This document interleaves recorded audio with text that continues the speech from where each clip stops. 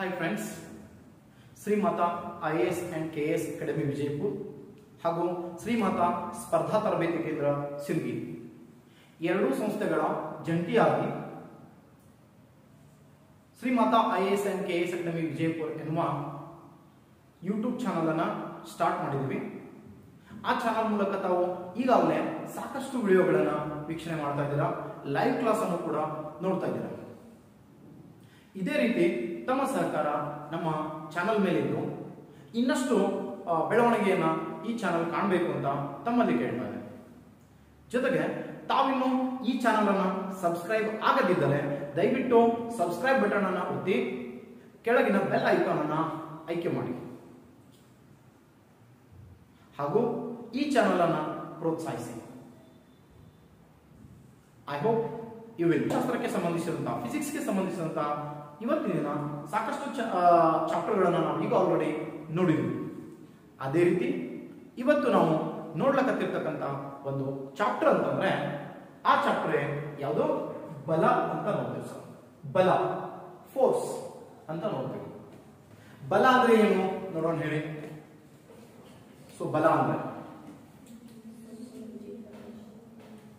ಬಲ ಅಂದ್ರೆ ಒಂದು ವಸ್ತುವಿನ ಮೇಲೆ ಹಾಕುವ ಬಾಹ್ಯ ಒತ್ತಡ. ಬಾಹ್ಯ ಒತ್ತಡವನ್ನು ನಾವು ಏನ್ ಕರೀತೀವಿ? ಬಲ ಎಂದು ಕರೆಯುತ್ತಾರೆ. ಸೊ ಅವಾಗೆ ನಾನು ಹೇಳಿದೆ, ಬಲದ ಅಂತಾರಾಷ್ಟ್ರೀಯ ಏಕಮಾನ ಯಾವುದು ಅಂತ ಹೇಳಿದೆ? ನ್ಯೂಟನ್ ಅಂತ ಹೇಳಿದೆ. ಅದನ್ನ ಎನ್ ನಂಬರ್ ನಿಂದ ಗುರುತಿಸ್ತೀವಿ ಸರ್. N number. ಅಂತಾರಾಷ್ಟ್ರೀಯ ಏಕಮಾನ ಯಾವುದು? ನ್ಯೂಟನ್. ಇನ್ನ ನೆಕ್ಸ್ಟ್ ಕಾನ್ಸೆಪ್ಟ್ ನಾವು ನೋಡ್ಕೊಂಡು ಬರ್ತೀವಿ ಸರ್. ಬಲ ಅಂದಾಗ ಬಲವು ಒಂದು ಸದಿಶ ಪರಿಮಾಣವಾಗಿದೆ. ಏನಾಗಿದೆ? ಸದಿಶ ಪರಿಮಾಣವಾಗಿದೆ ಅಂತ ಬರ್ತೀವಿ ಸರ್. ಸೊ ಭೌತಶಾಸ್ತ್ರದಲ್ಲಿ ಅದಿಶ ಮತ್ತು ಸದಿಶ ಪರಿಮಾಣಗಳು ಅಂತ ಬರ್ತವೆ ಸರ್. ಸೊ ಇಲ್ಲಿ ಸದಿಶ ಪರಿಮಾಣಗಳು ಅಂತಂದ್ರೆ ಇದಕ್ಕೊಂದು ಡೈರೆಕ್ಷನ್ ಇರ್ತದ ಮತ್ತ ಅದಕ್ಕೊಂದು ಕಾಲಾವಧಿ ಇರ್ತದೆ ಸರ್. ನಿರ್ದಿಷ್ಟವಾದ ಕಾಲಾವಧಿ ಮತ್ತು ದಿಕ್ಕನ್ನ ಹೊಂದಿ ಆ ಒಂದು ಪ್ರಕ್ರಿಯೆ ನಡೆಯುತ್ತಂದ್ರ ಅದನ್ನ ನಾವು ಏನಂತ ಕರಿತೀವಿ? ಸದಿಶ ಪರಿಮಾಣಗಳು ಅಂತ ಕರಿತೀವಿ. ಬೆಸ್ಟ್ ಎಕ್ಸಾಂಪಲ್ಸ್ ಸದಿಶ ಪರಿಮಾಣಗಳಿಗೆ ನಾವು ನೋಡ್ಕೋತ ಹೊಂಟೇವಂದ್ರೆ ವೇಗ, ವೇಗೋತ್ಕರ್ಷ, ಬಲ, ಬಲದ ಆವೇಗ, ಕಾಂತಶಕ್ತಿ, ವಿದ್ಯುತ್ ಶಕ್ತಿ. ಸೊ ಇವು ಏನ್ ಬರ್ತಾವಲ್ಲ, ಇವು ಸದಿಶ ಪರಿಮಾಣಗಳು. ಬಿಟ್ರೆ ಸ್ಥಾನ ಪಲ್ಲಟ ಅಂತ ನೋಡ್ತೀವಿ ಸರ್. ಒಂದು ವಸ್ತುವನ್ನು ಒಂದು ಸ್ಥಳದಿಂದ ಇನ್ನೊಂದು ಸ್ಥಳಕ್ಕೆ ಎತ್ತಿಡೋದು ಸ್ಥಾನ ಪಲ್ಲಟ. ಇವೆಲ್ಲ ಬೆಸ್ಟ್ ಎಕ್ಸಾಂಪಲ್ಸ್ ಯಾವುದು ಅಂದ್ರೆ ಸದಿಶ ಪರಿಮಾಣಗಳಿಗೆ ಅಂತ ನೋಡ್ತೀವಿ ಸರ್. ಸೊ ಬಲದ ಅಂತಾರಾಷ್ಟ್ರೀಯ ಏಕಮಾನ ನ್ಯೂಟನ್, ಎನ್ ನಂಬರ್ ನಿಂದ ಅದನ್ನು ಗುರುತಿಸ್ತೀವಿ. ಅದೊಂದು ಸದಿಶ ಪರಿಮಾಣ ಅಂತ ನೋಡಿದೆವು. ಹಾಗಾದ್ರೆ ಬಲವನ್ನು ನಾವು ಎರಡು ರೀತಿಯಲ್ಲಿ ನೋಡ್ತೀವಿ. ಒಂದು ಕೇಂದ್ರಾಭಿಮುಖ ಬಲ, ಇನ್ನೊಂದು ಕೇಂದ್ರಾಭಿಮುಖ. ಒಂದು ಯಾವುದೇ ಕೇಂದ್ರಾಭಿಮುಖ.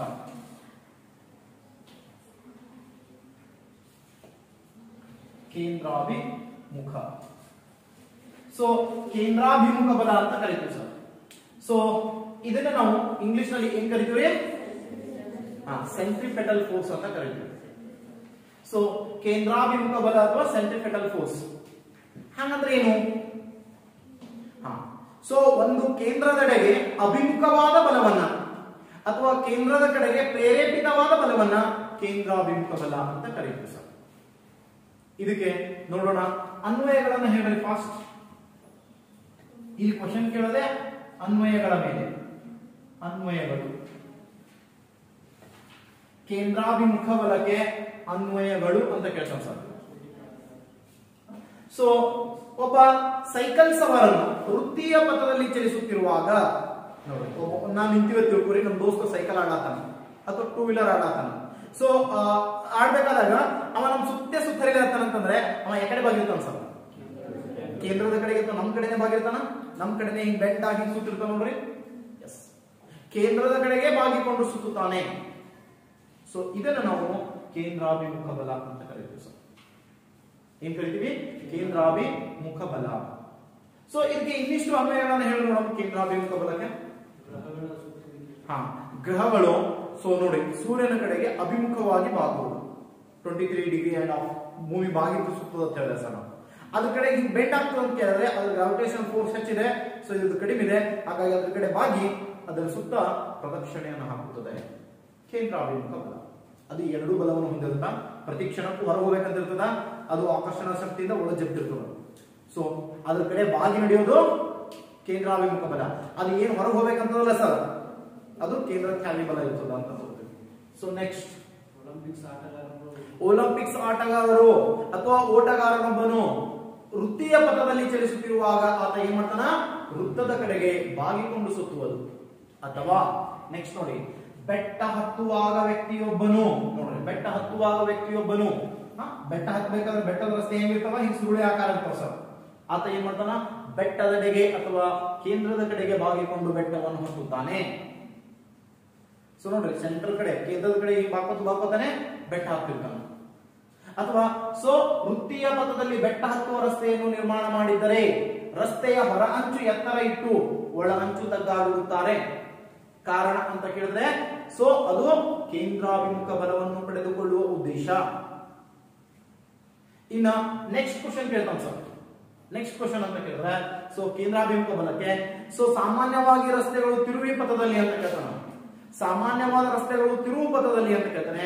ಆ ತಿರುವು ಪಥದಲ್ಲಿ ಏನಾಗಿರ್ತಾವ ಅಂತ ಕೇಳಿದ್ರೆ ಹೊರ ಅಂಚು ಎತ್ತರ ಇದ್ದು ಒಳ ಅಂಚು ತಗ್ಗಾಗಿರುತ್ತೆ. ಕಾರಣ ಅಂತ ಕೇಳಿದ್ರೆ ಅದು ಕೇಂದ್ರಾಭಿಮುಖ ಬಲವನ್ನು ಪಡೆದುಕೊಳ್ಳುವ ಉದ್ದೇಶ. ಅದೇ ಬಿಟ್ಟು ರೈಲು ಹಳಿಗಳ ಜೋಡಣೆ ಕೇಳಿದಾನೆ.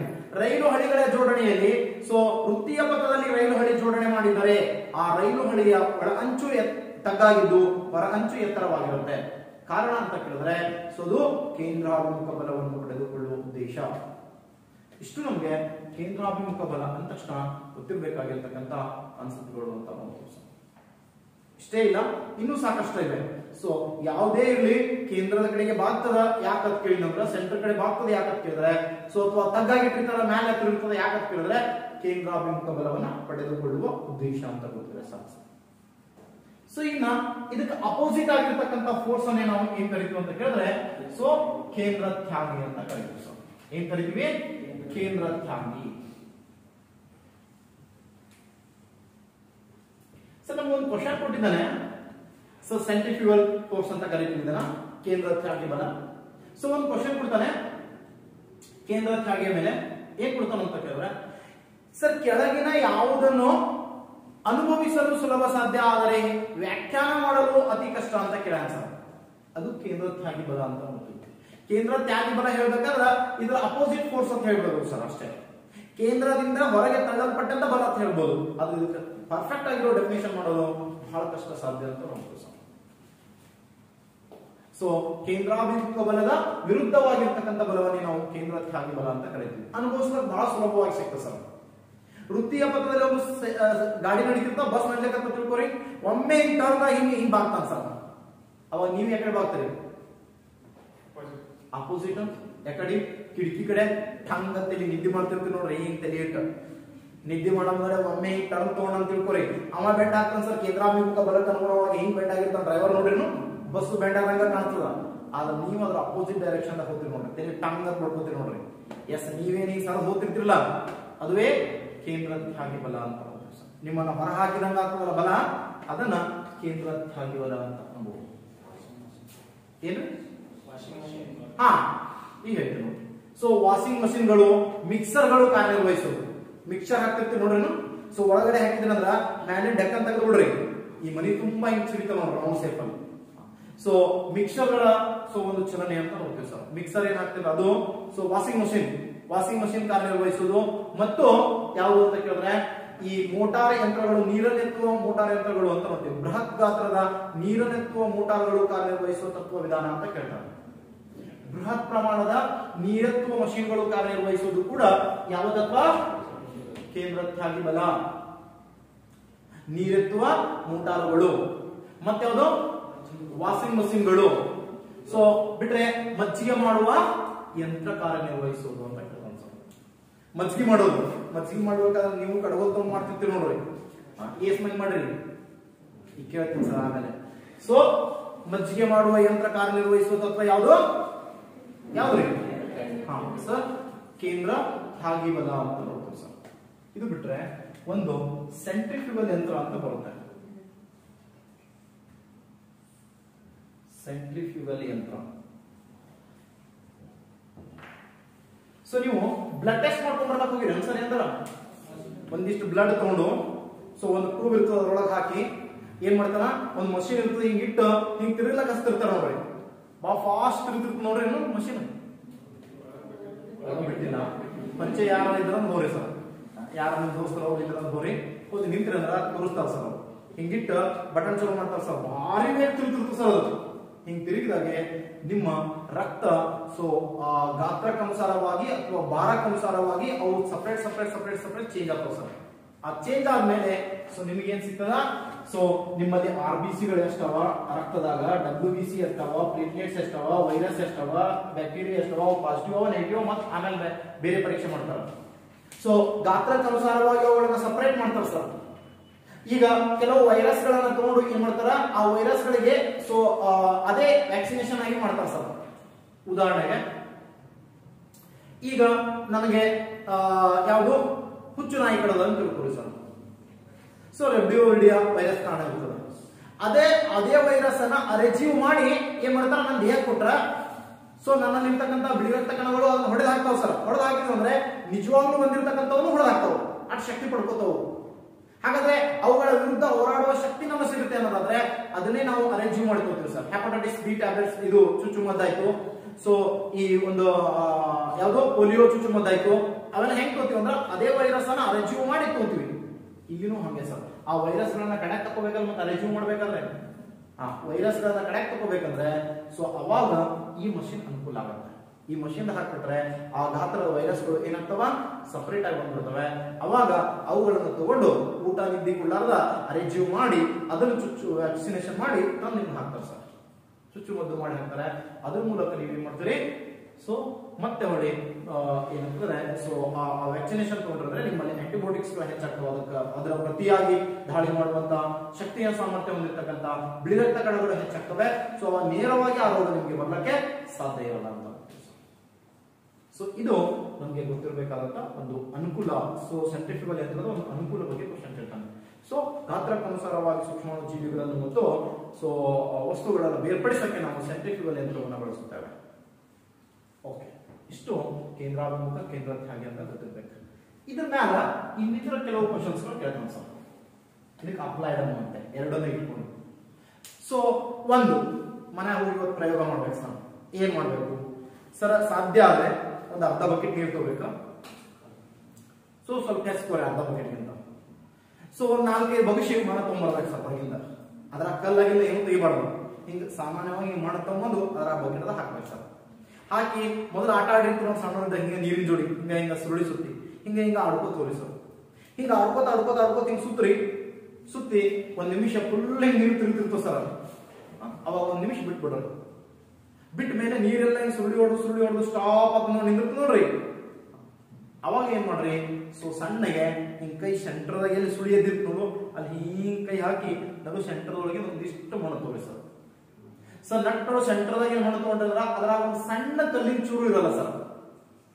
ಪೂರ್ತಿ ಏನಾಗ್ತದ ಸೂಸ್ ಮಣ್ಣ ನಿಮ್ ಕೈ ಹಾಕ್ಸಕ. ಇನ್ ಕೇಸ್ ಅದೇ ಹಿಂಗ್ ದಂಡಿ ಕೈ ಹಾಕ್ರಿ ಅದ್ರೊಳಗೆ ಏನ್ ದಪ್ಪನ ಕಲ್ಲ ಹಳ್ಳ ಇರ್ತಾವ ನೋಡ್ರಿ ಅವೆಲ್ಲ ದಂಡಿ ಬಂದು ನಿಂತಿರ್ತಾವ ಸರ್. ಒಂದೇ ಪ್ರಯೋಗ ಮುಗಿತು. ಇನ್ನು ಆ ನೀರು ಅಲ್ಲೇ ಇರಲಿ ಅಥವಾ ಇದನ್ನ ಫಸ್ಟ್ ಮಾಡಿ ಅದ ನಂತರ ಮಾಡಕ್ಕೆ ಬೇಕಂದ್ರೆ ಯಾವುದು ಒಂದು ಲೆದರ್ ಬಾಲ ಒಂದು ಪ್ಲಾಸ್ಟಿಕ್ ಬಾಲ್ ತೋರಿ ಸರ್. ಒಂದು ಕ್ರಿಕೆಟ್ ಆಡ್ತಿಲ್ಲ ಅದು ಬಾಲ. ಸೊ ಒಂದು ಪ್ಲಾಸ್ಟಿಕ್ ಬಾಲ್ ತೋರಿ. ಈ 2 ಬಾಲ್ ತಗೊಂಡು ನೀರಾಗಿರಲಿ ಸರ್. 2 ಮುಂದ್ ತಗೋತಿ ಅಂತಾವ 2 ತೇಲ್ತಾವ. Very good. 2 ಬಾಲ್ ತಗೊಂಡು ನೀವೇನು ಹಾಕಿರ್ತಿಲ್ಲ ಅವಾಗ ಹಿಂಗ ಆಟ ಆಡ್ಕೊತ ಹೋರಿ ಸರ್. ಅದನ್ನು ಸುರುಳಿ ಸುತ್ತಿದಾಗ ಹಿಂಗ್ ಸುತ್ತಕೋತ ಹೋಗ್ತಿರಲ್ಲ ಸರ್. ಅವಾಗ ಯಾವ ಬಾಲ್ ನಿಮ್ ಕೈ ಸಮೀಪ ಇರ್ತದ ಕ್ವಶನ್ ಕೇಳ್ತಾನೆ. ಯಾವ ಬಾಲ್ ನಿಮ್ ಕೈ ಸಮೀಪ ಇರುತ್ತೆ, ಯಾವ ಬಾಲ್ ನಿಮ್ ಕೈಯಿಂದ ದೂರ ಇರ್ತದ ಅಂತ ಕೇಳ್ತಾನೆ. Very good. ಸೊ ಇನ್ನ ಒಂದ್ ನೋಡ್ರಿ ಸರ್. ಮಜ್ಜಿಗೆ ಮಾಡಿರಿ ಅಂತ ಹೇಳಿದ್ರಿ. ಈಗ ಎಲ್ಲದಕ್ಕೂ ಒಮ್ಮೆ ಉತ್ತರ ಹೇಳ್ಬಿಡ್ತೀನಿ ಸರ್. ಮಜ್ಜಿಗೆ ಮಾಡಿದೀನಿ ಅಂತ ಹೇಳಿದ್ರಿ. ಎಷ್ಟು ಜನ ಮಾಡಿಲ್ಲ ಮಜ್ಜಿಗೆ? ಮಾಡಿಲ್ಲ ಕೈ ಹತ್ರಿ. 1 2 3 ಇಷ್ಟು ಜನ ಮಾಡಿಲ್ಲ. ಬೇಡ ಸರ್ ಸಾಕು ಸುಳ್ಳು ಹೇಳತ್ತೀರ. ಓಕೆ ಇರ್ಲಿ ಬಿಡ್ರಿ. ಹೋರಿ ಮಜ್ಜಿಗೆ ಮಾಡಿದಾಗ ಬೆಣ್ಣೆ ಕಾದು ತಿಂದಿದಾರ ಮಾಡಿಲ್ಲ ಅದನ್ನು ವೆರಿ ಗುಡ್, ಒಳ್ಳೆ ನೀವು ನಾವು ಮಾಡಿವಿ ಸರ್, ನಮ್ಗೆ ಗೊತ್ತು. ಸೊ ಮಜ್ಜಿಗೆ ಮಾಡಿದವ್ರಿಗೆ ಒಂದು ಕ್ವಶನ್ ಕೇಳ್ತಾ ಇದೀನಿ. ಸೊ ಮಜ್ಜಿಗೆ ಮಾಡಿರ್ತಿಲ್ಲ, ಮಜ್ಜಿಗೆ ಮಾಡ್ಕೊಂಡು ಹೋಗ್ತಿಲ್ಲ, ಅವಾಗ ಬೆಣ್ಣೆ ಅತಿ ಹೆಚ್ಚಾಗಿರ್ಬೋದು ಕ್ವಶನ್ ಕೇಳ್ತಾನೆ ಸರ್. ಸೊ ತಳಭಾಗದಲ್ಲಿ, ಮೇಲ್ಭಾಗದಲ್ಲಿ, ತಳಭಾಗದಾಗಿರ್ತ ಮೇಲ್ಭಾಗದಾಗಿರ್ತ ಸರ್. ಹಾ, ಕ್ವಶನ್ ಕೇಳ್ತಾನೆ, ತಳಭಾಗದ ಸುತ್ತಲೂ ಅಂಚಿನಲ್ಲಿ, ಹಾ ಸರ್, ತಳಭಾಗದ ಸುತ್ತಲೂ ಅಂಚಿನಲ್ಲಿ ಅಥವಾ ಮೇಲ್ಭಾಗದ ಸುತ್ತಲೂ ಅಂಚಿನಲ್ಲಿ, ಸೊ ಅಥವಾ ಮಧ್ಯಭಾಗದಲ್ಲಿ, ನೋಡಿ ಕ್ವಶನ್ ಕೇಳ್ತಾನೆ, ಮೇಲ್ಭಾಗನೂ ಅಲ್ಲ ತಳಭಾಗನೂ ಅಲ್ಲ, ಮಧ್ಯಭಾಗದಲ್ಲಿ ಅಥವಾ ಮೇಲ್ಭಾಗದ ಸುತ್ತ ಕಡಗೋಲಿನ ಸುತ್ತಲೂ ಅಂತ ಕ್ವಶನ್ ಕೇಳ್ತಾನೆ.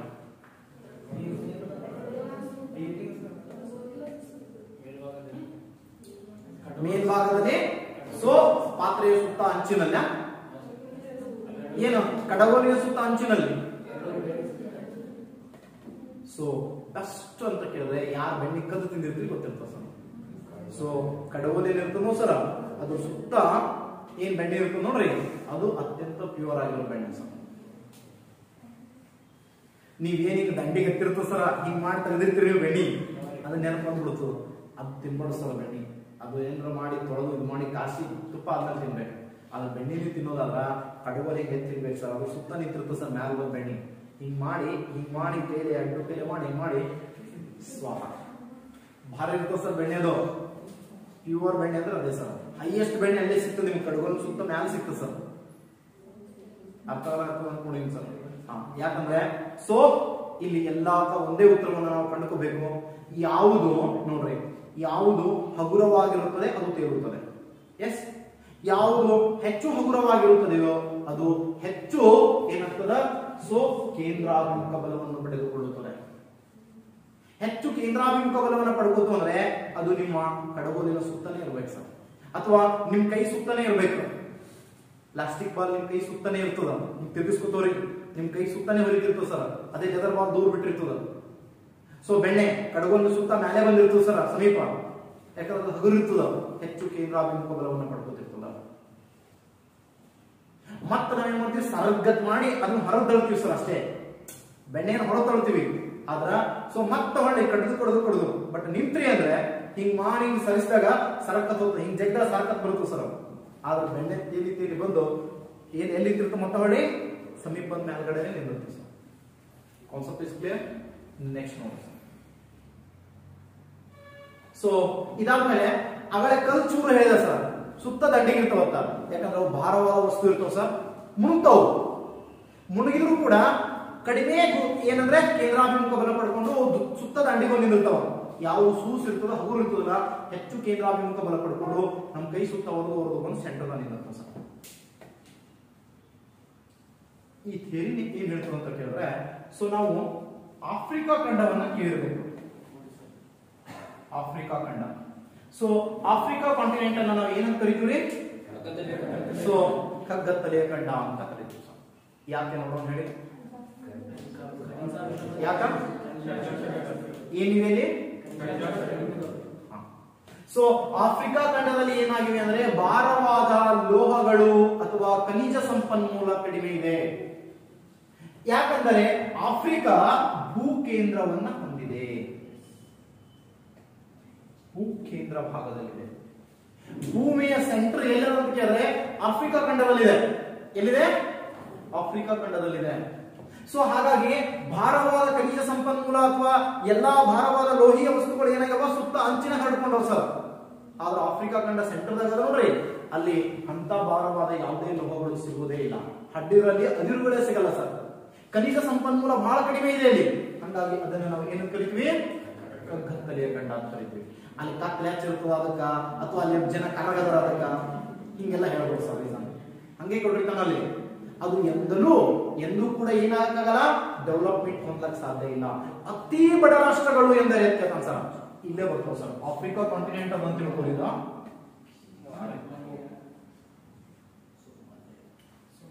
ಸೊ ಇದೊಂದು ಆಫ್ರಿಕಾ ಕಾಂಟಿನೆಂಟ್ ಅಂತ ತಿಳ್ಕೊರಿ. ಸೊ ಇದು ಆಫ್ರಿಕಾ ಕಾಂಟಿನೆಂಟ್ ಅಂತಂದ್ರೆ ಹೈಯೆಸ್ಟ್ ಇಲ್ಲಿ ಬರ್ತದೆ ಸರ್. ಇಲ್ಲದ ಸರ್ ಇಲ್ಲಿ ಯಾವ ಅಂದ್ರೆ ಗಬಾನ್, ಕಾಂಗೋ ಗಣರಾಜ್ಯ, ಸೊ ಉಗಾಂಡ, ಕೆನ್ಯಾ, ಸೊಮಾಲಿಯಾ, ಇಷ್ಟು ಬಡ ರಾಷ್ಟ್ರಗಳ ಅವಸರ ಇವು. ಸರ್ ಇಲ್ಲಿ ತಿನ್ನಕ್ಕೂ ಆಹಾರ ಸಿಗಲ್ಲ ಸರ್ ಜನರಿಗೆ, ಮೈ ತುಂಬ ಹಾಕೋಬೇಕಂದ್ರೆ ಬಟ್ಟೆ ಇಲ್ಲ ಇವರಿಗೆ. ಸೊ ಕಂಪ್ನಿ ಅವರು ಕಟ್ಕೋಬೇಕು, ಇದು ಮಾಡ್ಬೇಕಂದ್ರೆ ಈ ಬಿಲ್ಡಿಂಗ್ ಇತ್ತು ಸರ್, ಈ ಬಿಲ್ಡಿಂಗ್ ನಿಂದಿರ್ಬೇಕಾದ್ರೆ ಎಷ್ಟರ ಕಬ್ಬಣ ಹೋಗಿರ್ಬೇಕು. ಅಲ್ಲಿ ಕಬ್ಬಣನೇ ಬಂಗಾರ ಸಿಕ್ಕಂದ್ರೆ ರೇಟ್ ಸಿಕ್ತು, ಮತ್ತೆ ಎಲ್ಲಿ ಕಟ್ಟಬೇಕು ಸರ್ ಬಿಲ್ಡಿಂಗ್ ತಗೊಂಡು? ಸರ್ ಯಾವುದೇ ಕೈಗಾರಿಕೆ ಒಂದು ನಡಿಬೇಕಂದ್ರೆ ಕಬ್ಬಿಣದ ವಸ್ತುಗಳು ಬೇಕು ತಾನೆ, ಕಬ್ಬಣನೇ ಅಲ್ಲಿ ಸಿಕ್ಕಾಪಟ್ಟೆ ಕಾಸ್ಟ್ಲಿ ಅದ, ಅಂದಾಗ ಎಲ್ಲಿ ಡೆವಲಪ್ಮೆಂಟ್ ಜಾಸ್ತಿ ಆಗ್ತದೆ ಹೇಳಿ. ಹಂಗಾಗಿ ಡೆವಲಪ್ಮೆಂಟ್ ಆಗ್ಬೇಕು, ಒಂದು ದೇಶ ಶ್ರೀಮಂತ ದೇಶ ಅನಿಸ್ಕೋಬೇಕಾದ್ರೆ ಅಲ್ಲಿ ಖನಿಜ ಸಂಪನ್ಮೂಲ ಏನಿರ್ಬೇಕು, ಹೆಚ್ಚಿರ್ಬೇಕು. ಸೌದಿ ಅರೇಬಿಯಾದಾಗ ಏನ ಸರ್, ಏನು ಬೆಳೆಯಲ್ಲ, ಆದ್ರೂ ಶ್ರೀಮಂತ ದೇಶ, ತಿನ್ನೋ ಅಕ್ಕಿ ಬಾಸುಮತಿ ಸರ್, ನಮ್ಮಲ್ಲಿ ಹೋಯ್ತಿರ್ತಾರೆ. ಯಾಕಂತ ಕೇಳಿದ್ರೆ ಎಲ್ಲಿ ಹಣ್ಣುತ್ತಿರಿ ಖನಿಜ ತೈಲ ಸಿಗ್ತದೆ ಸರ್ ಅವ್ರಿಗೆ. ಸರ್ ಭಾರತ ದೇಶ, India is a rich country ಅಂತ ಹೇಳ್ತಾರೆ, ವರ್ಲ್ಡ್ ಲೆಕ್ಕದಲ್ಲಿ ಹೋಗಿ ಕೇಳಿದ್ರೆ. ಬಟ್ ಇಂಡಿಯನ್ಸ್ ಆರ್ ಪುವರ್, ನಾವು ಬಿಡುವುದಿವಿ, ಆದ್ರೆ India is a rich country ಅಂತ ಹೇಳ್ತಾರೆ. ಯಾಕಂತ ಕೇಳಿದ್ರೆ ನಮ್ಮಲ್ಲಿ ಎಲ್ಲಿ ಹಡ್ತೀವಿ ಸೊ ಅಲ್ಲೆಲ್ಲ ಸಾಕಷ್ಟು ಖನಿಜ ಸಂಪನ್ಮೂಲ ಇದೆ. ಮಣ್ಣು ಮಾರೋ ಎಷ್ಟೋ ಶ್ರೀಮಂತರಾದ್ರು, ಕಲ್ಲು ಮಾರೋ ಎಷ್ಟೋ ಶ್ರೀಮಂತರಾಗ್ಯಾರ ನಮ್ಮಲ್ಲಿ ಜನ. ಅಷ್ಟು ಖನಿಜ ಸಂಪನ್ಮೂಲ ನಮ್ಮ ದೇಶದಲ್ಲಿ ಇದೆ ಅಂತ ನೋಡ್ತೀವಿ ಸರ್. ಓಕೆ, ನೆಕ್ಸ್ಟ್ ಕಾನ್ಸೆಪ್ಟ್ ಅನ್ನು ನೋಡ್ತೀವಿ. ಇವು ಎಂದೂ ಡೆವಲಪ್ಮೆಂಟ್ ಆಗಲ್ಲ ಸರ್. ಈ ಉಗಾಂಡ, ಕೀನ್ಯಾದಲ್ಲಿ, ಸೊಮಾಲಿಯಾದಲ್ಲಿ ಅಂತೂ ಹೆಂಗದ ಪರಿಸ್ಥಿತಿ ಅಂತ ಕೇಳಿದ್ರೆ ಮನುಷ್ಯರೇ ತಿನ್ನುವಂತ ಜನಾಂಗ ಇನ್ನೂ ಕೂಡ ಇಲ್ಲದವು ಸರ್. ಮನುಷ್ಯರನ್ನೇ ಹೊಡ್ಕೊಂತಿರ್ತಾರೆ ಸರ್ ಅವರು ಫಸ್ಟ್ ಅಷ್ಟು. ಸೊ ಅವು ಎಂದೂ ಡೆವಲಪ್ಮೆಂಟ್ ಆಗಕ್ಕೆ ಸಾಧ್ಯ ಇಲ್ಲ ಸರ್. ಇನ್ ಫ್ಯೂಚರ್ ಅಲ್ಲಿ ಅಂದ್ರೂ ಕೂಡ ಯಾವತ್ತೂ ಸಾಧ್ಯ ಇಲ್ಲ ಸರ್. ಯಾಕಂದ್ರೆ ಏನಾದ್ರು ಇದ್ರೆ ಶ್ರೀಮಂತರಾಗಬೇಕಲ್ಲ ಅವ್ರ ಬಲ್ಲಿ, ಏನೂ ಇಲ್ಲ ಸರ್ ಅವ್ರ ಬಲ್ಲಿ. ಹಂಗಾಗಿ ಅವ್ರು ಎಂದೂ ಶ್ರೀಮಂತ ಆಗಲ್ಲ. ಯಾಕಂದ್ರೆ ಇದು ಸುಸಮಭಾಜಕ ರೇಖೆದಲ್ಲಿದೆ ಅಥವಾ ಭೂಮಧ್ಯದಲ್ಲಿ ಬರ್ತವೆ ಎಷ್ಟು ಕಂಟ್ರಿಗಳು ಅಲ್ಲಿ. ಅದೇ ನೀವು ಇಲ್ಲೇ ಸೌತ್ ಆಫ್ರಿಕಾಕ್ಕೆ ಬರೀ ದಂಡಿಗೆ ಶ್ರೀಮಂತ ಸರ್. ಸೌತ್ ಆಫ್ರಿಕಾ ಶ್ರೀಮಂತ ಇದೆ, ವಜ್ರ ಸಿಗ್ತದಲ್ಲಿ ಕಿಂಬರ್ಲೆ ಗಣಿಯಲ್ಲಿ, ಸೊ ಬಂಗಾರ ಸಿಗುತ್ತೆ. ಸೊ ಇಲ್ಲಿ ಮಡಗಾಸ್ಕರ್ ಇದೆ, ಅಲ್ಲಿ ನೋಡಿ ಅದು ಶ್ರೀಮಂತ ಇದೆ. ತಾಂಜೇನಿಯಾ ಶ್ರೀಮಂತ ಇದೆ. ಸೊ ಬಿಟ್ರೆ ಉಳಿದಂತೆ ಈ ಪಟ್ಟಿಯಲ್ಲಿ ಏನ್ ಬರ್ತಾವಲ್ಲ 0 ಡಿಗ್ರಿ ಅಕ್ಷಾಂಶದಲ್ಲಿ ಅಷ್ಟು ಅತ್ಯಂತ ಬಡ ರಾಷ್ಟ್ರಗಳು ಅಂತ. ಸೋಮಾಲಿಯಾದವ್ರ ಕೆಲಸ ಏನಂತಂದ್ರ ಹಡ ಕಳ್ಳತನ ಮಾಡ್ಕೊಂಡು ತಿನ್ನೋದೇ ಅವ್ರ ಕೆಲಸ ಸರ್. ಕಳ್ಳತನಕ್ಕೆ ಅಥವಾ ಭ್ರಷ್ಟಾಚಾರಕ್ಕೆ ಹೆಸರುವಾಸಿಯಾಗಿರ್ತಕ್ಕಂಥ ದೇಶವೇ ಸೋಮಾಲಿಯಾ, ಹಡಗು ಕಳ್ಳತನಕ್ಕೆ. ಯಾಕಂದ್ರೆ ಕಳ್ಳತನ ಮಾಡ್ಕೊಂಡು ಹೊಟ್ಟೆ ತುಂಬಿಸ್ಕೊತಾರೆ ಸರ್ ಅವರು. ಅಲ್ಲಿ ಎಂದೂ ಡೆವಲಪ್ಮೆಂಟ್ ಆಗಕ್ಕೆ ಸಾಧ್ಯವೇ ಇಲ್ಲ ಅಂತ ನೋಡ್ತೀವಿ ಸರ್. ಇದು ಹಾಗಾಗಿ ಕಲ್ಕತ್ತಲಿಯ ಖಂಡ ಅಂತ ಕರೀತೀವಿ. ಸೊ ಎಲ್ಲಾ ಕ್ವಶನ್ಸ್ ಆಲ್ಮೋಸ್ಟ್ ನೋಡ್ಕೊಂಡು ಆಯ್ತು. ಇನ್ನೊಂದು ಕ್ವಶನ್ ಕೇಳ್ತಾನೆ ಸರ್ ನಿಮ್ಗೆ ಯಾವತ್ತು, ನೀರಿನಲ್ಲಿ ಪಾದರಸವನ್ನು ಹಾಕಿದಾಗ ಮುಳುಗ್ತದೋ ತೇಲ್ತದೋ? ಏ, ಕಬ್ಬಿಣಕ್ಕಿಂತ ಪಾದರಸ ಭಾರ ಇರ್ತದ, ಪಾದರಸ ತೇಲ್ತದ? ಮುಳುಗ್ತದ ಸರ್. ಸರ್ ಕಬ್ಬಿಣಕ್ಕಿಂತ ಪಾದರಸ ಏನಿದೆ ನೋಡಿ, ಪಾದರಸದ ಒಂದು ಪಾತ್ರೆಯಲ್ಲಿ ಕಬ್ಬಿಣದ ಚೆಂಡನ್ನು ಇಟ್ಟಾಗ ಚೆಂಡು ಅಂತ ಕೇಳ್ತಾನೆ ಸರ್, ತೇಲುತ್ತದೆ. ಕಾರಣ ಅಂತ ಕೇಳಿದ್ರೆ ಪಾದರಸವು ಕಬ್ಬಿಣಕ್ಕಿಂತ ಭಾರವಾಗಿದೆ, ಸಾಂದ್ರವಿದೆ. ದ್ರವರೂಪ ಅದಿಲ್ಲನಲ್ಲ, ಆದ್ರ ಡೆನ್ಸಿಟಿಯಲ್ಲಿ ಯಾವ್ದು ಹೆಚ್ಚದ? ಪಾದರಸ ಹೆಚ್ಚದ. ಅದಕ್ಕೆ ನೀವು ಕಬ್ಬಿಣ ಚೆಂಡು ತಂದಿಟ್ಟು ತೇಲ್ತದ ಸರ್. ಅಂತ ಮತ್ತ ಕಬ್ಬಿಣನೇ ತೇಲಿಸುವಂತ ಪಾದರಸ ನೀರಾಗಿಟ್ಟರೆ ತೇಲ್ತದ? ಮುಳುಗ್ತದ ಸರ್. ಸೊ ಕ್ವಶನ್ ಕೇಳಿದಾನೆ, ನೀರಿನಲ್ಲಿ ಪಾದರಸವನ್ನು ಹಾಕಿ ತಿರುಗಿಸುತ್ತಾ ಹೊರಟಾಗ ಪಾದರಸದ ಸ್ಥಾನವು ಕೇತನ ಮೇಲ್ಭಾಗದ ಅಂಚಿನಲ್ಲಿರುತ್ತದೆ, ಪಾತ್ರೆಯ ಅಂಚಿನಲ್ಲಿರುತ್ತದೆ. ಮೇಲ್ಭಾಗದ ಕೈಯ ಸುತ್ತಲೂ ವರೆದುಕೊಂಡಿರುತ್ತದೆ, ತಳಭಾಗದ ಅಂಚಿನಲ್ಲಿರುತ್ತದೆ, ತಳಭಾಗದಲ್ಲಿ ಕೈಯ ಸುತ್ತುವರೆದುಕೊಂಡಿರುತ್ತದೆ. ಕ್ವಶನ್ ಕೇಳ್ತಾರೆ. ಕ್ವಶನ್ ನಾ ಆನ್ಸರ್ ಹೇಳ್ತೀನಿ ಸರ್. ನಾವು ಕೈ ಎತ್ತ KS ಕ್ವಶನ್ ಇದ ಇಷ್ಟತನ ಹೇಳಿ ನಿಮ್ಗೆ, ಇದೊಂದು ಅಪ್ಲೈ ಇಡ್ತಾರ. ಸೊ ಹೇಳಿದ್ರು ಕೆಳಭಾಗದಲ್ಲಿ ಕೈ ಸುತ್ತ ಭಾರ ಇಟ್ಟು ಮುಳುಗ್ತು ಅನ್ನೋ ಕಾನ್ಸೆಪ್ಟ್ ಗೊತ್ತಾಗಿದೆ. ಆದ್ರ ಕೈ ಸುತ್ತ ಯಾಕೆ ಇರ್ತದೆ ನಾವು ಹೇಳಿ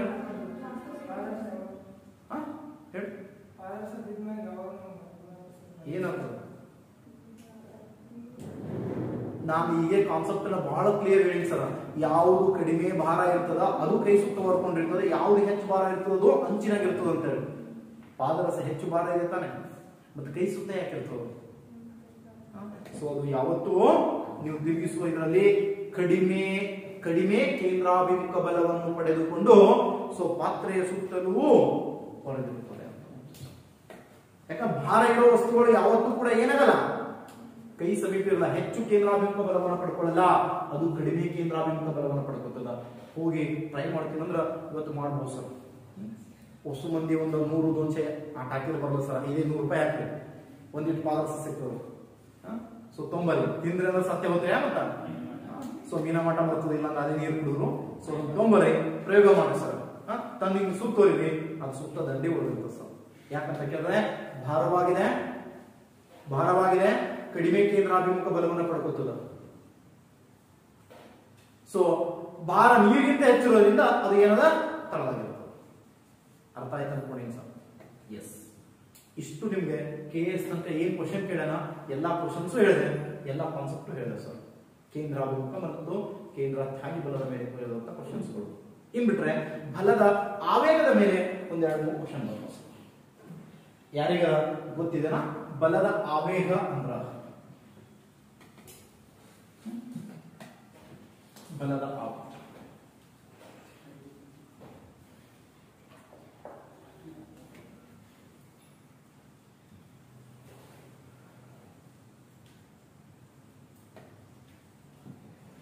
ಹೇಳ್ರೋಣ.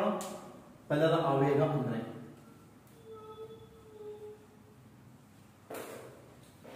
ಆವೇಗಗತಿ ಹೇಳಿ. ಬಲದ ಹೆಚ್ಚಳ ಒಂದು ಬಿಂದುವಿನ ಮೇಲೆ ಬೀಳುವ ಬಲವನ್ನ ಹೆಚ್ಚಿಸುವುದನ್ನೇ ನಾವು ಬಲದ ಆವೇಗ ಅಂತ ಕರೀತೀವಿ. ಸೊ ಯಾವಾಗ ಹೆಚ್ಚಾಗಬಹುದು ಅಂತ ಕೇಳಿದ್ರೆ ಕೆಲವು ವಸ್ತುಗಳನ್ನು ಬಳಕೆ ಮಾಡೋದ್ರಿಂದ ನಾವು ಬಲದ ಆವೇಗವನ್ನು ಹೆಚ್ಚು ಮಾಡ್ತೀವಿ. ಸೊ ಬೆಸ್ಟ್ ಎಕ್ಸಾಂಪಲ್ಸ್ ಅಂತ ಕೇಳಿದ್ರೆ ಸರ್, ನೀವು ಕ್ರಿಕೆಟ್ ಆಡ್ತಿರ್ತೀರಿ, ಕೈಯಿಂದ ಚೆಂಡನ್ನ ಎಷ್ಟು ಗರಿಷ್ಠ ದೂರ ಒಗಿತಿರೋ ಅದಕ್ಕಿಂತ ಹೆಚ್ಚು ದೂರ ಬ್ಯಾಟ್ ಇಂದ ಹೊಡೆದು ಹೋಗ್ತದೆ ಸರ್. ಒಬ್ಬ ಆಟಗಾರ, ಸೊ ನೋಡಿ, ಆಟಗಾರನಿಗೆ ಆ ಸ್ಟಂಪ್ ಅಲ್ಲಿ ನಿಂತ ಬಾಲ್ ಒಗಿ ಅಂದ್ರೆ ನೋಡೋದು ಸರ್, ಬಹಳ ಭಾರಿ ಒಗ್ದಾನಂದ್ರೆ ಆಡಿಯನ್ಸ್ ಏನ್ ಕೂತಿರ್ತಾರಲ್ಲ ಅವ್ರ ಬಳಿ ಒಗಿಯಕ್ಕಾಗಲ್ಲ ಸರ್ ಅವನಿಗೆ. ಆದ್ರೆ ಅದೇ ಬ್ಯಾಟ್ ನಿಂತ ಹೊಡೆದ್ರೆ ಆ ಇದು ದಾಟೆ ಹೋಗಿರ್ತಾವ ಸರ್, ಯಾವ್ದು ದಾಟೆ ಆ ತರ ಹೊಡಿತಾರೆ ಸಿಕ್ಸ್. ಆದ್ರೆ ಅದೇ ವ್ಯಕ್ತಿಗೆ ಕೊಟ್ಟು ಚೆಂದ ಕೊಟ್ಟು ಏನ್ ನೋಡೋಣ ಸಾಧ್ಯವೇ ಇಲ್ಲ. ಸೊ ಹೆಂಗ ಆತ ಸೊ ಕೈಯಲ್ಲಿ ಇರೋ ಕೈಯಿಂದ ಚೆಂಡನ್ನು ಹೊಡೆಯೋದಕ್ಕಿಂತ ಬ್ಯಾಟ್ ನಿಂದ ಹೊಡೆದಾಗ ಹೆಚ್ಚು ದೂರ ಹೋಗುತ್ತಲ್ಲ, ಅದನ್ನೇ ನಾವು ಬಲದ ಆವೇಗ ಅಂತ ಕರೀತೀವಿ. ಒಂದು ಬಿಂದುವಿನ ಮೇಲೆ ಬಲ ಪ್ರಯೋಗವನ್ನು ಹೆಚ್ಚಿಸುವುದನ್ನೇ ಬಲದ ಆವೇಗ ಅನ್ಬೋದು ಆಡು ಭಾಷೆ. ಸೊ ಅದೇ ನೆಕ್ಸ್ಟ್ ಎಕ್ಸಾಂಪಲ್ ಅಂದ್ರೆ ಚಿನ್ನಿದಾಂಡ ಆಡಿರ್ತೀವಿ ಸರ್, ಕೈಯಿಂದ ಎಷ್ಟು ದೂರ ಗರಿಷ್ಠ ಹೋಗಿದ್ರಿ ಚಿಣಿಯನ್ನ ಅದಕ್ಕಿಂತ ದಾಂಡಿರೋ ಪಣಿಯಿಂದ ಹೊಡೆದ್ರೆ ಅತಿ ಹೆಚ್ಚು ದೂರಕ್ಕೆ ಹೋಗುತ್ತೇನೆ. ಎಸ್, ಇವೆಲ್ಲವೂ ಕ್ವಶನ್ ಆಗಿಲ್ಲ ಸರ್. ಅದು ಕ್ವಶನ್ ಏನಾಗಿದೆ ಗೊತ್ತಿಲ್ಲ ನಿಮ್ PSI ದಾಗ. ಗೋಡೆಗೆ ಮಳೆ ಹೊಡೆಯುವುದು ಅಂತ ಕೇಳ್ತಾನೆ ಸರ್. ಗೋಡೆಗೆ ಕಲ್ಲು ತೊಗೊಂಡು ಮಳಿ ಹೊಡ್ರಿ ಸರ್, ಹೋಗ್ತದೆ ನೋಡ್ರಿ, ಕಲ್ಲೇ ಮಳಿ ಚಂದ ಹೋಗಲ್ಲ. ಅದೇ ಸುತ್ತಿಗೆ ತೊಗೊಂಡು ಹೊಡ್ರಿ ನೋಡು, ಸುತ್ತಿಗೆ ತೊಗೊಂಡು ನೋಡ್ರಿ ಎಷ್ಟು ಚಂದ ಹೋಗ್ತದೆ ನೋಡ್ರಿ ಗೋಡೆ ಮಳೆ, ಬಹಳ ಚಂದ ಹೋಗ್ತದೆ. ಬಟ್ ಸ್ವಲ್ಪ ಹೊಡೆದಿವ ಅಂತ ಅನಿಸ್ತಿರ್ತದ, ಅದ್ರ ಮ್ಯಾಲ ಬೀಳೋ ಫಲ ಏನಾಗಿರ್ತದ ಹೆಚ್ಚಿರ್ತದ ಸರ್. ನೀವು ಇಟ್ಟು ಬಲ ತೊಗೊಂಡು ಹಿಂಗೆ ಇಟ್ಟಾಗ ಕಲ್ಲು ಇರ್ತದೆ ಸರ್, ಹಿಂಗ ತೊಗೊಂಡು ಹೊಡ್ಯಾಗ ಎಲ್ಲಾ ಕಲ್ಲಿನ ಮೇಲೆ ಸಮವಾದ ಬಲ ಬೀಳ್ತದ, ಹಂಗಾಗಿ ಆ ಮಳಿ ಮೇಲೆ ಕಡಿಮೆ ಬೀಳ್ತದೆ ಸರ್. ಅದ ಸುತ್ತಿಗೆ ನೋಡ್ರಿ ಮುಂದ್ ತುದಿ ಇಟ್ಟೇ ಇರ್ತೀವಿ ಸುತ್ತಿಗೆ ತುದಿ ಹಿಂಗ್ ತೊಗೊಂಡು ನೀವು ಹಿಂಗ್ ಹೊಡೆದ್ರಿ ಅಂದ್ರ ನಿಮ್ ಇರೋ ಎಲ್ಲಾ ಬಲನು ಒಂದ ಬಿಂದುವಿನ ಕೇಂದ್ರೀಕರಣ ಆಗ್ತದ, ಧನ್ ಅಂತ ಅದ್ರ ಮೇಲೆ ಬಡಿತದ, ಅದು ಒಳಗೆ ಹೋಗ್ತದೆ ಸರ್. ಖುಷಿ ಅರ್ಥ ಆಗತ್ತ ಅನ್ಕೊಂಡೀನಿ. ಸುತ್ತಿಗೆಯಿಂದ ಮಳೆಯನ್ನ ಹೊಡೆಯುವ ಉದ್ದೇಶ ಅಂತ ಕೇಳ್ತಾನೆ ಸರ್. ಸುತ್ತಿಗೆಯಿಂದ ಸೊ ಮಳೆಯನ್ನ ಗೋಡೆಯಲ್ಲಿ ಹೊಡೆಯುವುದು ಯಾವುದಕ್ಕೆ ಉದಾಹರಣೆ ಅಂತ ಕೇಳಿದ್ರೆ ಬಲದ ಆವೇಗಕ್ಕೆ ಉದಾಹರಣೆ ಆಗಿದೆ. ಅಥವಾ ನೀವು ಒಂದು ಕ್ವಶನ್ ಕೇಳ್ತಾನೆ, ಬಲದ ಆವೇಗವನ್ನ ತಪ್ಪಿಸಿಕೊಳ್ಳೋ ವಿಧಾನಗಳು ಅಂತ ಕೇಳ್ತಾನೆ. ನಿಮಗೆ ಕ್ವಶನ್ ಕೇಳಿದ್ರೆ ಸೊ ಬಲದ ಆವೇಗ ಅಂದ್ರೆ ಗೋಡೆಗೆ ಮಳೆ ಹೊಡೆಯೋದು ಅಂತ ಕೇಳಿದಾರೆ, ಬಿಟ್ರೆ ಬಲದ ಆವೇಗವನ್ನು ತಪ್ಪಿಸಿಕೊಳ್ಳೋ ವಿಧಾನವನ್ನ ಕ್ವಶನ್ ಕೇಳ ಸರ್. ಬಲದ ಆವೇಗವನ್ನು ತಪ್ಪಿಸ್ಕೋಬೇಕಾದ್ರೆ ಏನೇನ್ ಮಾಡ್ತಾರೆ ನೋಡೋಣ ಹೇಳ್ರಿ. ಬಲದ ಆವೇಗವನ್ನು ತಪ್ಪಿಸ್ಕೋಬೇಕಾದ್ರೆ ಈಗ ಹೈ ಜಂಪ್ ಅಥವಾ ಲಾಂಗ್ ಜಂಪ್ ಮಾಡ್ತಿರ್ತೀರಿ ಸರ್, ಹೌದಾ? ಹೈ ಜಂಪ್ ಅಥವಾ ಲಾಂಗ್ ಜಂಪ್ ಮಾಡ್ತೀರಿ, ಹಿಂಗ್ ಮಾಡಿ ಬಂದು ಬೀಳ್ತಿರ್ತೀರಿ ಸರ್, ಜಿಗಿದ್ ಬಂದು ಬೀಳ್ತೀರಿ. ಬಿದ್ದಾಗ ನಿಮ್ಮ ದೇಹದ ಒಂದ್ ಪಾರ್ಟ್ ಮಾತ್ರ ಮೊದಲು ಹತ್ತದೇನಿಲ್ಲ. ಸೊ ಇನ್ ಕೇಸ್ ಹಿಂಗ್ ಬಂದ್ ಜಿಗಿದ್ರಿ, ಮೊಳಕಾಲ ಹಚ್ಚಿದೆ ಅಂದ್ರ ಅಥವಾ ಹಿಂಗ್ ಬಂದ್ ಜಿಗದ ಕೆಲವ್ರು ಏನ್ ಮಾಡ್ತಾರ ಇಂತ ಬೆನ್ ಹಚ್ತಾರ ಸರ್, ಕಲ ಹಿಂಗ್ ಓಡ್ ಬಂದ್ ಹಿಂಗ ಉಲ್ಟಾ ಜಿಗದ ಬೆನ್ ಹಚ್ತಾರ. ಆದ್ರೆ ಒಂದ್ ಕಾನ್ಸೆಪ್ಟ್ ನೀವು ತಿಳ್ಕೋರಿ, ಬಲದ ಆವೇಗವನ್ನು ತಪ್ಪಿಸ್ಕೋಬೇಕು ಅನ್ನೋದಕ್ಕೆ ನೀವಲ್ಲಿ ಬಿದ್ದಾಗ ಆ ಬಲ ಒಂದೇ ಭಾಗದ ಮೇಲೆ ಬೀಳ್ತದ.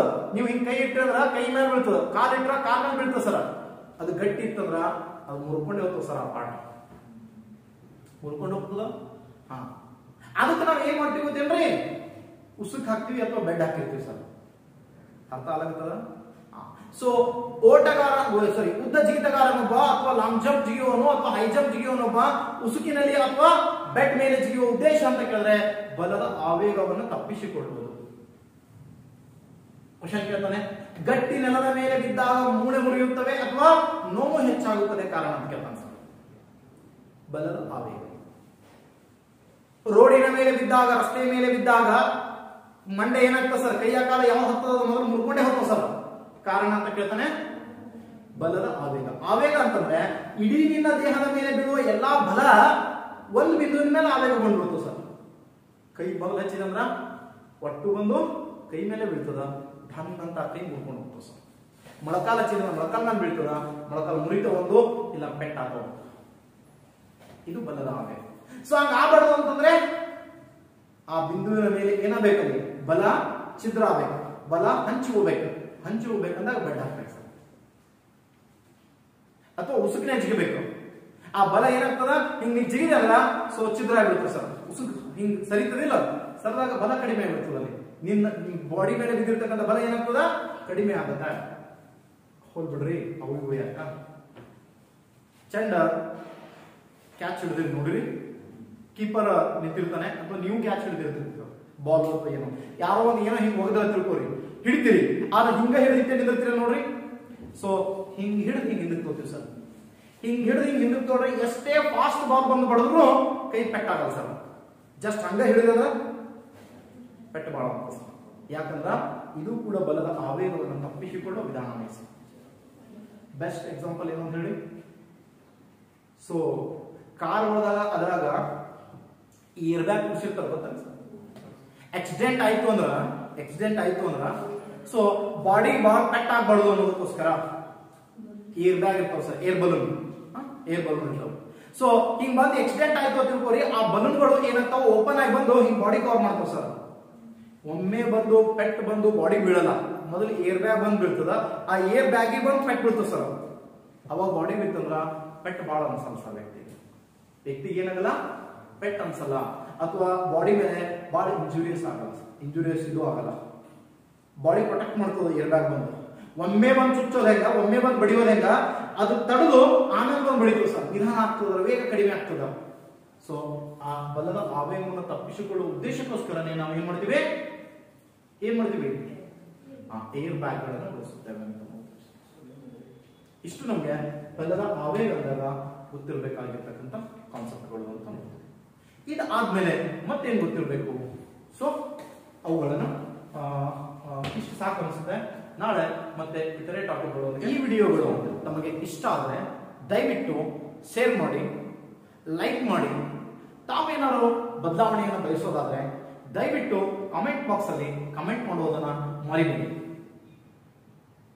ತಮ್ಮ ಕಾಮೆಂಟ್ಸ್ ಗಳೇ ನಮ್ಮ ಮುಂದಿನ ಡೆವಲಪ್ಮೆಂಟ್ಗೆ ಸೊ ಸಾಧ್ಯ, ಅಥವಾ ತಮ್ಮ ಪ್ರೇರಣಾದಾಯಕ ಮಾತುಗಳೇ ನಮ್ಮ ಚಾನಲ್ ಅನ್ನ ಇನ್ನಷ್ಟು ಉತ್ತಂಗಕ್ಕೆ ಒಯ್ಯಬಹುದು ಅನ್ನುವಂತ ಭರವಸೆ ನಮ್ಮದು. ತಾವಿನ್ನೂ ಈ ಚಾನಲ್ ಅನ್ನ ಸಬ್ಸ್ಕ್ರೈಬ್ ಆಗದಿದ್ರೆ ದಯವಿಟ್ಟು ಸಬ್ಸ್ಕ್ರೈಬ್ ಆಗಿ, ಮತ್ತು ನಿಮ್ಮ ಸ್ನೇಹಿತರಿಗೂ ಕೂಡ ಚಾನಲ್ ಅನ್ನ ಸಬ್ಸ್ಕ್ರೈಬ್ ಆಗುವ ಮೂಲಕ ಮೊದಲು ನಾವು ಮಾಡತಕ್ಕಂಥ ವಿಡಿಯೋಗಳನ್ನ ಸೊ ನೋಡಿ ಆನಂದಿಸಿ.